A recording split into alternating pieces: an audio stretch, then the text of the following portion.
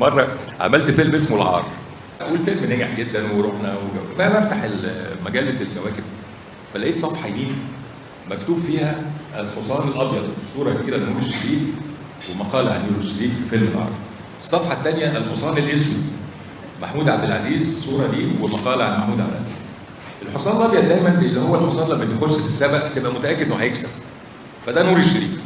والحصان الاسود هو الحصان اللي بيبقى داخل السبق ما حدش مراهن عليه وهو اللي يكسب، ده في سبق الخيل يعني. فده الحصان الاسود، ده محمود عبد العزيز. مقاله كده مفيش حاجه عني خالص، انا في الفيلم برضه يعني انا ثلاثه في الفيلم. فمسكت القرآن طلبت كواكب، فقلت لهم ممكن اكلم فلان الفلاني، كان بعد الظهر كده حوالي ساعتين ثلاثه. اهلا استاذ حسين، ازي حضرتك؟ قلت له استنى بس، ايه ده بس دلوقتي حضرتك مشبه الفيلم باسطبل خيل، في حصان ابيض وحصان اسود، ما شفتش الحمار اللي بيجري في وسطهم؟ في حمار في الاسطبل كده رايح جاي يعني، ما شفتوش حضرتك؟